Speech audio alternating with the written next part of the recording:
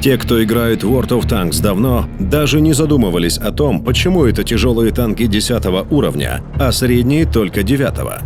Это было бы будто бы очевидно, тем более, что и машинки 9 уровня весьма сильны. Но тут нам сказали, что средние танки скоро вырастут, у них появится еще один новый уровень. Причем разработчики сразу заявили, что при этом ТТХ-9 почти и не изменятся. А значит, мы получим еще более сильные средние танки, чем те, что были до этого. Грядет эпоха, когда средний танк в команде будет не менее важен, чем топовый тяж. Только представьте, любители средних танков, как кто-то говорит в бою: так у них и с 7-й, но зато у нас Т-62. Так что справимся. Эта эпоха уже грядет. Она скоро постучится в дверь общего сервера, и там ей откроют. Но пока эпоха только несется на сервера игры, мы уже сейчас постараемся разобраться, какими же будут средние танки 10 уровня. А заодно посмотрим, как изменятся и их младшие братья 9 уровня. СТ-10 Паттон 3. И первым делом мы посмотрим на нового Паттона, Паттона 3 или же М48А1. Что это за танк и чем он силен? Третий мистер Паттон перенял все классические черты своих предшественников. Отличная маневренность, хорошая динамика, лучшая на уровне стабилизация орудия в движении и рекордный обзор. А внешне М48А1 стал очень похож на своих дальних родственников из линейки тяжелых танков М103 и Т-110. Тот же корпус, те же углы и линии. Видимо, от них наш герой получил и немного брони. Надо сказать, что 110 мм под хорошим наклоном не позволяют, конечно, танковать ТТ-9 или ТТ-10, но от ТТ-7-8 спасают довольно неплохо при правильном использовании. Однако борта и корма очень тонкие, пробиваются на ура практически всеми. Орудие у нового Паттона отличное и, наверное, лучшее на уровне, если складывать все характеристики и сравнивать в среднем по ним. Хорошая бронепробиваемость в 268 единиц и более быстрая, чем у предшественника, перезарядка дают нам все тот же отличный урон в минуту. К этому надо добавить, что у Паттона 3 нет главного минуса его коллеги 9 уровня. Разброс на 100 метров у М48А1 всего 0,36, что несравнимо с 0,42 у Паттона-младшего. В итоге мы получаем не только самый точный средний танк в движении, но и один из самых точных при стрельбе с позиции. Но у нашего героя есть и свои минусы, конечно же. Самый жирный – это огромные размеры. Шутка ли? Паттон 3 больше, чем Т-110. Потому если наш танк засветится, то врагу будет не очень сложно по нему отстреляться. Это вам не Т-54 с ее отличным силуэтом. Вот и приходится иногда играть словно на тяжелом танке. Надо прятаться за домами, искать горки, которые укроют нас от артиллерии. Нет той полной свободы, что есть у Т-54 или Батшата. Впрочем, Паттон всегда был весьма своеобразным, но очень сильным танком. И, видимо, Паттон 10 уровня будет столь же интересной боевой машиной. Е-50 Аус-ФМ.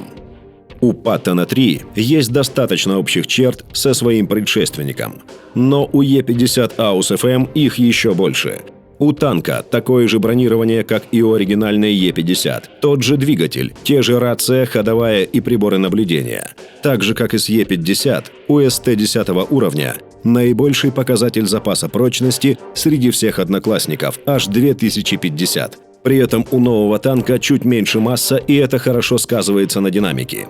Башня сдвинута вперед, и это увеличивает удобство игры. И самое главное, наше орудие одно из самых лучших в игре. Судите сами, 0,3 точности, сведение 2,1. И лучшая бронепробиваемость среди СТ-10 – 270 мм. Все это позволяет быть Е-50 Аус-ФМ очень быстрым, довольно подвижным и смертельно точным снайпером, который может одинаково эффективно поражать цели на любых дистанциях. И если на 9 уровне обычный Е-50 был хоть как-то скован своим малым бронепробитием в 220 единиц, то новый Е-50 Аус-ФМ с легкостью шьет любые танки своими подкалиберными снарядами почти с любых позиций. Это делает из немецкой СТ очень опасного противника. И, кстати, это также открывает ему дорогу и на глобальную карту. Там иногда очень нужны суперснайперы. Т-62А.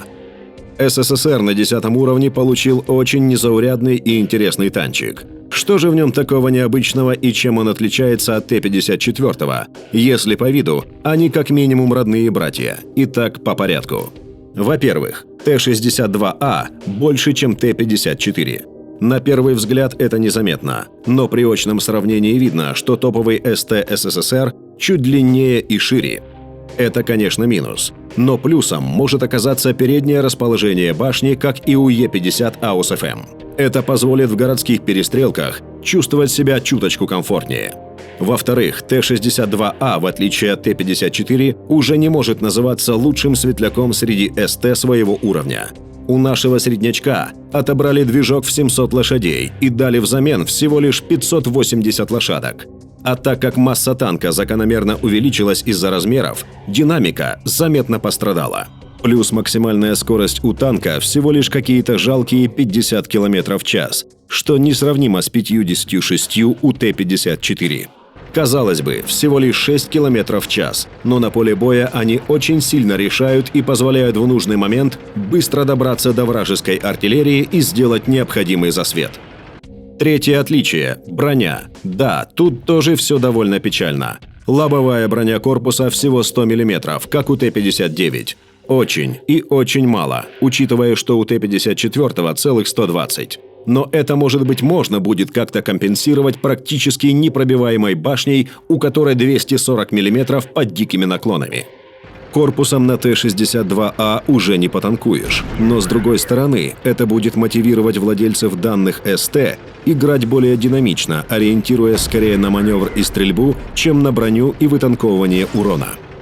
Кстати, о стрельбе. Говоря о всех минусах и печалях, мы забыли о главном. Наконец-то советский средний танк получил отличную пушку. У Т-62А стоит прекрасное орудие – Д-54ТС со стабилизатором и прочими вкусными плюшками. В итоге разработчики подарили нам не только пушку с быстрым сведением, отличной стабилизацией в движении и при повороте корпусом, но с равным другим СТ-10 уроном в минуту. Разовый урон у нас все такой же небольшой – всего 320 единиц. Зато скорострельность просто поражает – 9,9 выстрела в минуту, что в бою позволяет нам стрелять через каждые 5 секунд. Конечно, в некоторых случаях большая альфа эффективнее, но поверьте, нет ничего приятнее, чем держать на гусле неопытного водителя тяжелого танка, который забыл прокачать умение ремонта. А Т-62А это вполне по силам. В остальном танк получился весьма сбалансированным. Это уже не узкоспециализированная машина. Это скорее усредненный по всем параметрам танк с неплохой броней, неплохим орудием и средними динамическими характеристиками. Разработчики отказались от клише «советский СТ быстрый светляк с косым орудием» и представили нам на суд новый тип советского среднего танка, умеренно быстрого, умеренно бронированного и вполне точного. И, возможно, такой тип СТ понравится игрокам больше, тем более, что Т-54 уже немного надоело. Переездили на ней сильно. Батшат. А вот французы не получили новую машину 10 уровня. Им просто подняли наверх старую Батшата.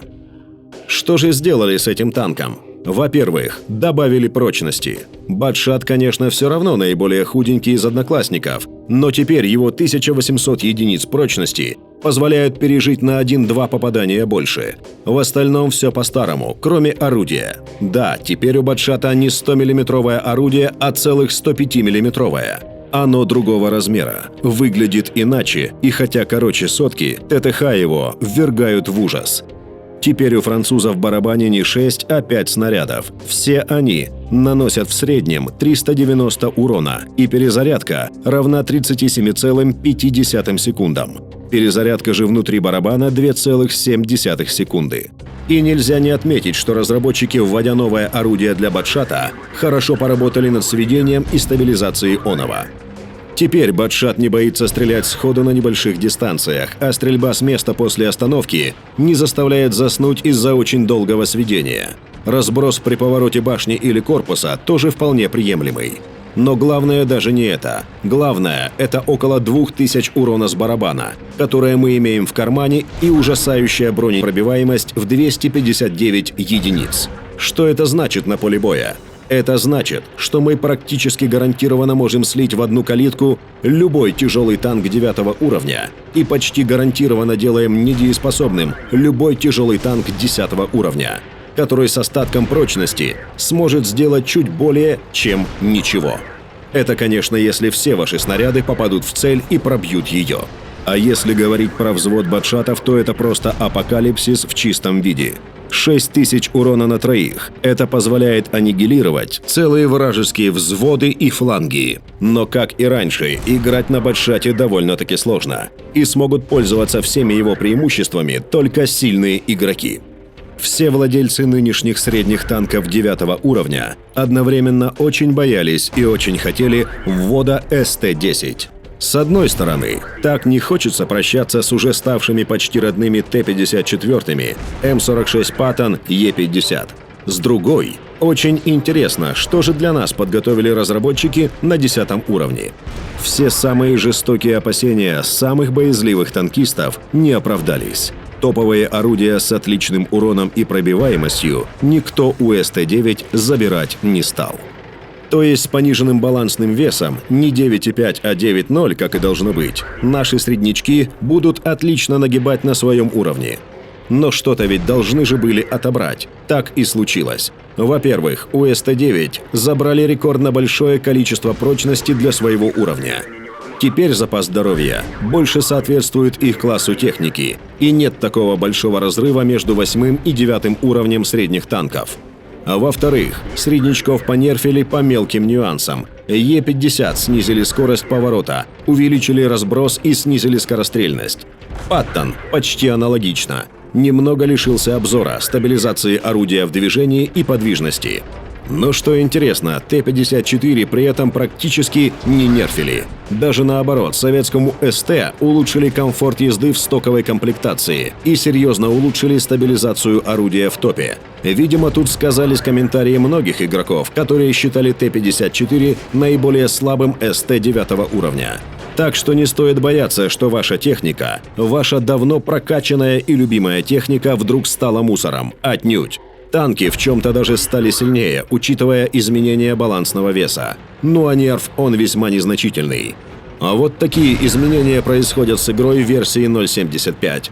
Однако это еще не все. Вскоре мы поговорим, что случилось с ПТ-9 и какими стали ПТ-САУ 10 уровня.